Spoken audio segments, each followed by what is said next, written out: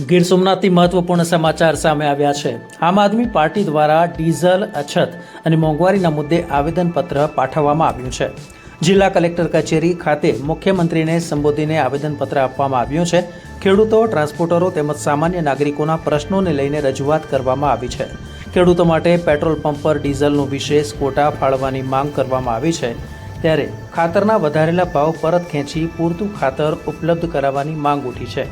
રાજ્યભરમાં ડીઝલની અછતથી ખેતી અને ટ્રાન્સપોર્ટ વ્યવસાય પર અસર પડી રહી છે તેવો આક્ષેપ કરવામાં આવ્યો છે, ત્યારે આમ આદમી પાર્ટીના કાર્યકરો દ્વારા તાત્કાલિક કાયમી નિરાકરણ લાવવાની માંગણી કરવામાં આવી છે। આજરોજ કલેક્ટર કચેરી ઇણાજ ખાતે આમ આદમી પાર્ટીના જિલ્લા પ્રમુખ અને હું લોકસભા ઇન્ચાર્જ અને તમામ સભ્યો સાથે કલેક્ટર સાહેબને આજે જે મોંઘવારી મુદ્દે આવેદનપત્ર આપવા માટે આવ્યા હતા અને આ મુદ્દાઓની અંદર ખાસ કરી અને ખેડૂતોનો જે હાલ છે અત્યારે અને ખેડૂતો ડીઝલ માટે જે લાઇનમાં ઊભી રહ્યા છે, ખાસ કરીને તાલાળા પંથકની અંદર કેસર કેરીનો પાક લઈ અને એના માટે ટ્રાન્સપોર્ટેશનની પણ કોઈ ડીઝલ ના વાકે એ ખેડૂતોનો પાક બગડે છે। ઉપરાંત ડીઝલ ન મળવાથી ખેતરો જે તૈયાર કરવા છે તો એ ખેડૂત પણ બિચારો લાચાર છે।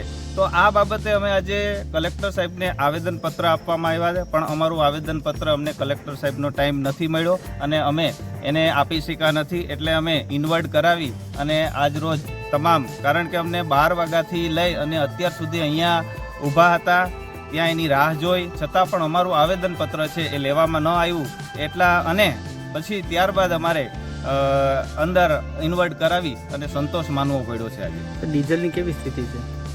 ડીઝલ આજે તમે જુઓ તો વધુમાં વધુ તમે એનું નિરીક્ષણ કરો તો વધુ ખેડૂતોના ટ્રેક્ટરો અને જેનું ઘર આ વાહનો ચલાવી અને જેના બાળકો રોજીરોટી અને મેળવે છે અને એવા લોકો આજે બહુ કપરી પરિસ્થિતિની અંદર છે।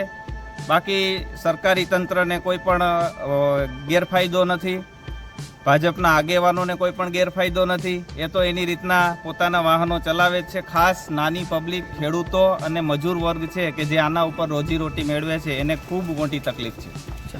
શું તમારી માગણી?